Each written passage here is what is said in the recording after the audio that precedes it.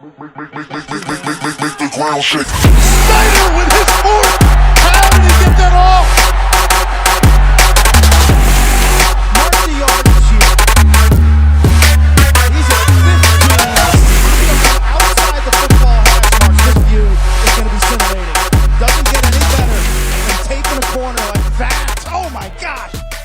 Hello everybody, I'm Coach Lance, and I'm going to be going over some lacrosse fundamentals with you.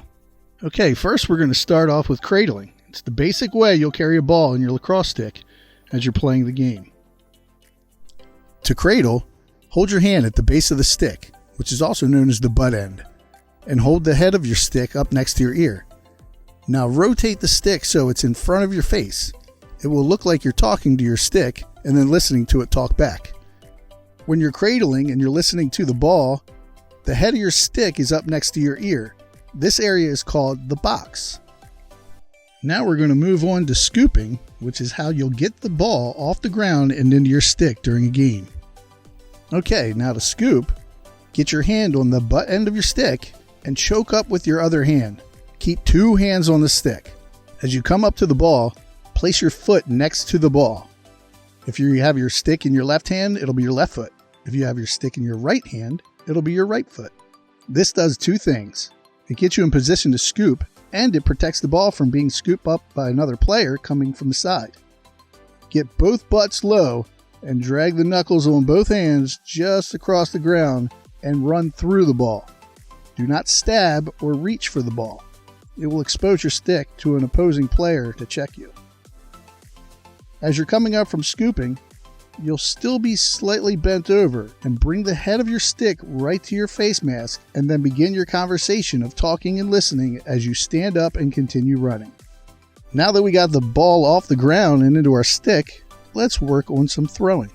Starting with the head of your stick in the box, you will point the butt end of your stick to whomever you're passing to, and you're going to step with the opposite foot towards that player. Then you will do a push-pull to pass. You will push your upper hand forward and pull your bottom hand to your pocket. You will end up pointing at the player you're passing to.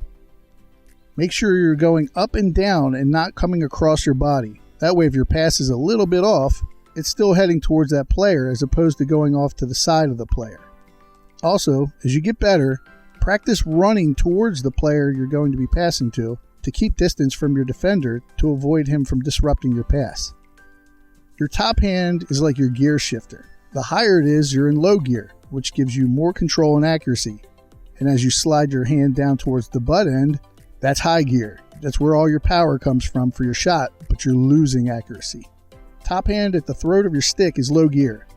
For now, let's keep it in low gear. Now let's move on to catching. It's how you're going to get the ball moved around the field so you can score.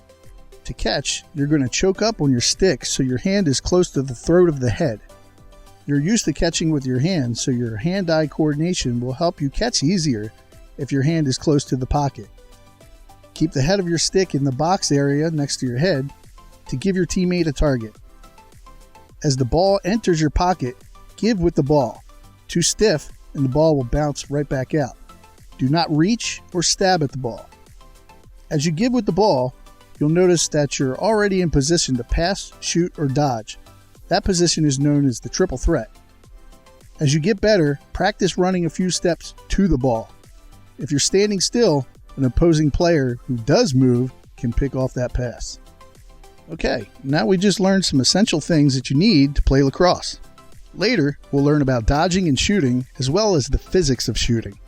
Then, we'll move on to the rules of the game, positioning, and playing as a team.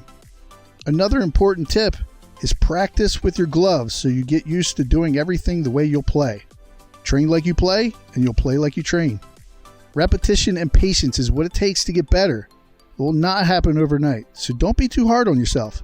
Practice is the only way to go from being a beginner to becoming a pro. Remember, it's called practice, not perfect. Now go out there, get those reps, and have fun.